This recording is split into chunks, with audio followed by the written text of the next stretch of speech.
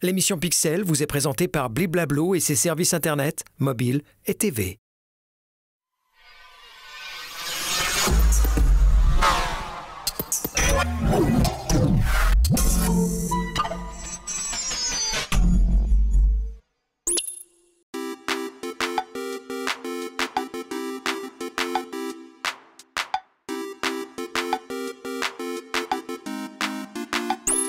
Bonsoir, de nombreux pays songent à limiter l'usage de l'anonymat sur Internet. Alors c'est évidemment une bonne chose, notamment pour protéger les mineurs, mais cela peut aussi avoir des conséquences négatives dans des cas très précis, des cas que va développer notre expert Stéphane Corr.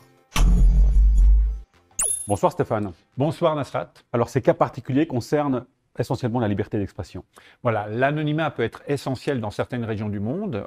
Bien sûr, on parle de régimes non démocratiques, autoritaires, dictatures, où le fait de s'exprimer simplement librement peut amener un emprisonnement, par exemple. Donc là, l'anonymat est essentiel pour les professions comme des journalistes, des défenseurs des droits humains, ou des fois comme le simple citoyen, comme c'est le cas actuellement en Russie, où un cadre légal très fort a été mis en place, et ce qui fait que si on critique le gouvernement dans ses actions, eh ben, on peut finir derrière les barreaux, et pendant un certain temps, y compris des dizaines d'années. Alors en Suisse, il y a des initiatives parlementaires qui sont prises, notamment pour sortir de l'anonymat, en particulier sur les sites d'information.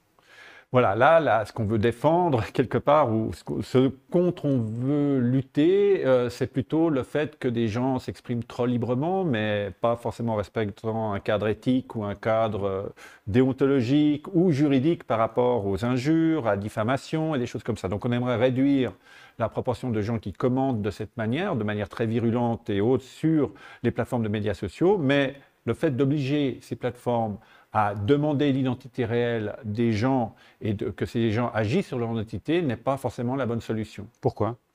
Parce qu'on sait très bien que si on a envie de dire quelque chose, on veut dire quelque chose sur une entreprise, on veut dire quelque chose dans un contexte ou un autre, eh ben, on peut être tenu responsable de ces propos et que ces propos peuvent avoir un impact sur notre carrière professionnelle, sur notre image, sur notre réputation.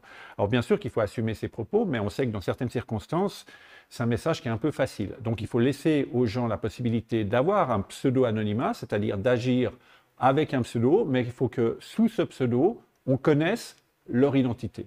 Et comment on s'y prend techniquement, concrètement, quelles sont les solutions pour pouvoir justement, si besoin, si la justice le demande, par exemple, facilement retrouver les auteurs ?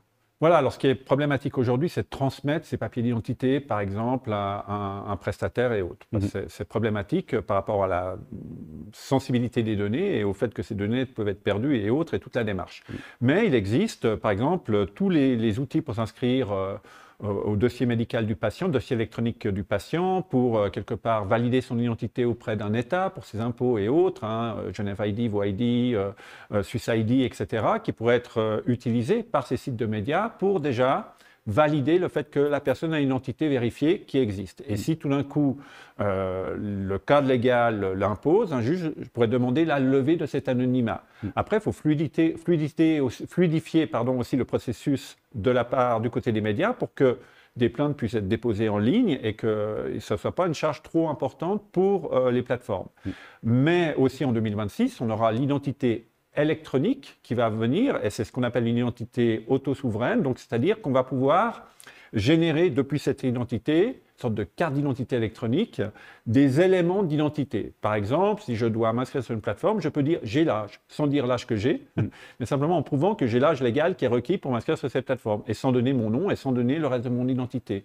Et donc là, on aura une vraie valeur et un vrai potentiel d'une meilleure autorégulation sur les réseaux sociaux et régulation aussi par les États concernés. Alors, j'allais vous poser la question, vous parlez de réseaux sociaux, parce que dans le cas d'avant, on parlait de commentaires sur des sites d'information, donc ça concernerait potentiellement toute plateforme, pas seulement des plateformes d'information. Alors oui, après, pour l'instant, on est dans un schéma théorique, parce que la technologie permet de le faire. On va mettre en place cette technologie. Maintenant, il faut qu'il y ait une volonté politique derrière, c'est-à-dire une volonté politique aussi de s'associer à d'autres pays, s'associer que ces plateformes doivent répondre de ce type de mécanisme et l'implémenter dans leur contrôle d'identité quelque part ou dans la manière dont les gens s'inscrivent, qu'on ait cette option. Et puis après qu'ensuite, ça soit, par exemple, légalement obligatoire de dire qu'on doit prouver une identité pour faire certaines choses, comme on doit le faire dans le reste de la société à certains niveaux.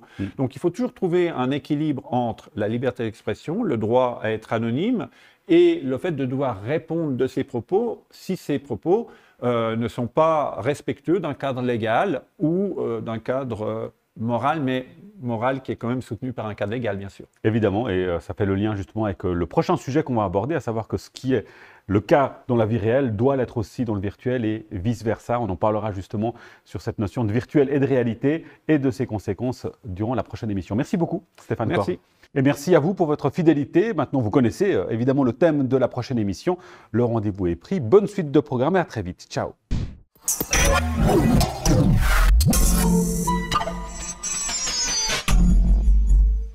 L'émission Pixel vous est présentée par Bliblablo et ses services Internet, mobiles et TV.